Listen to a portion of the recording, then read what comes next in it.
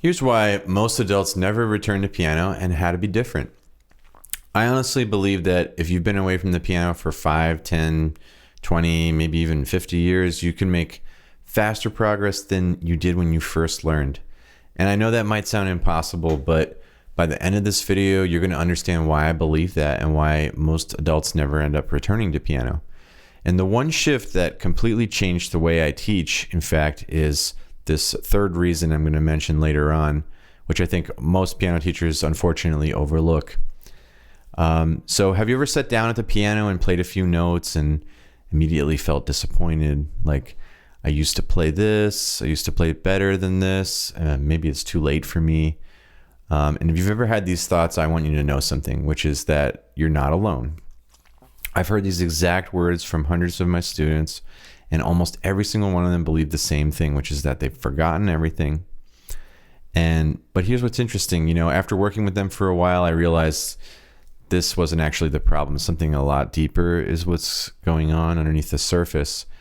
And by the way, if you're an adult who's coming back to piano after years away, this entire channel is dedicated to helping you reconnect with music in a way that's creative, expressive, and actually enjoyable. So if that sounds like you, consider subscribing, hit the like button.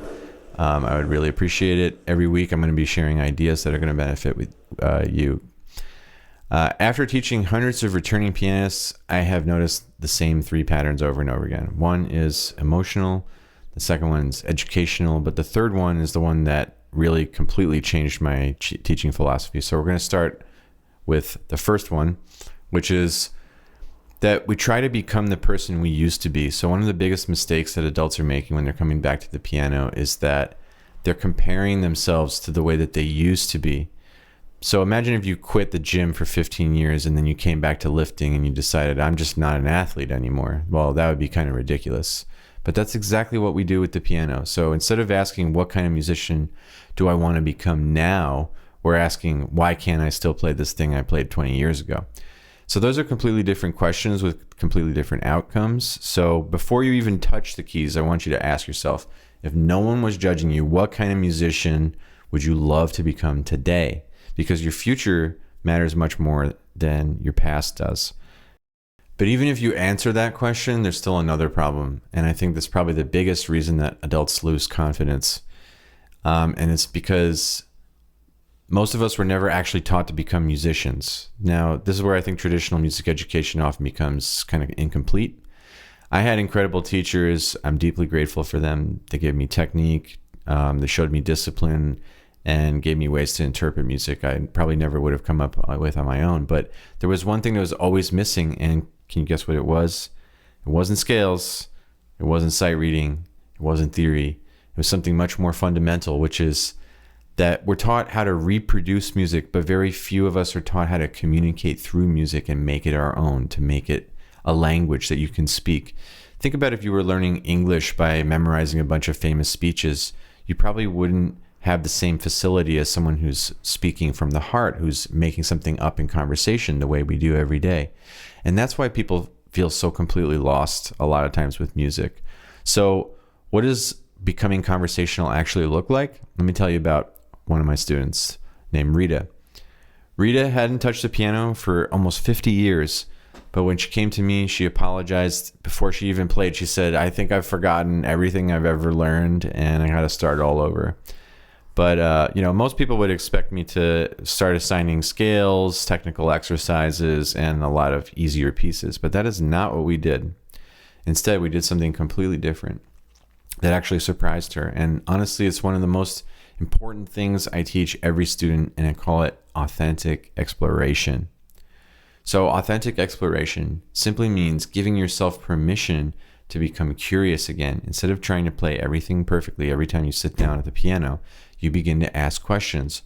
What happens if I change this chord? What happens if I make up my own ending? Can I improvise for 1 minute? Can I write 4 measures of my own music? Children don't become fluent in languages by fearing making mistakes.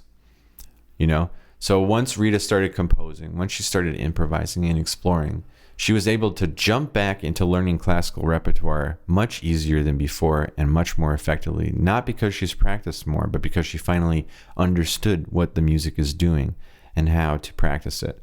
And that brings us to the third reason, which has changed the way I teach pretty much everyone that comes in my door, which is that one size fits all learning just simply doesn't work. Most adults don't need more information. We have plenty of YouTube videos on the internet. What they're really missing is a path. Someone who wants to play Chopin doesn't necessarily have the same journey as someone who's learning to write songs or someone who's accompanying themselves as a vocalist. And so the fastest progress I've ever seen comes from one thing, which is not practicing more. It's practicing the right things for the right person at the right time. And that's why I believe every adult deserves a learning path that is built around their goals and interests instead of what someone decided they wanted to put in a book. So here's a final payoff. Why do most adults never return to piano? It's not because they're too old or because they've forgotten everything or because they don't have any talent. It's because they were taught to reproduce music instead of live inside the world of music, perform it instead of communicating through it, follow someone else's idea of education instead of discovering their own. So the beautiful thing is none of this is permanent, and you can rediscover music in a creative way. Now, if you're wondering, that's inspiring, but what should I actually do the first week I come back to the piano? I've actually made a video answering that exact question, and I'm going to put it right here. Go watch that next because it's going to give you the practical roadmap for getting started without feeling overwhelmed. So I'll see you there.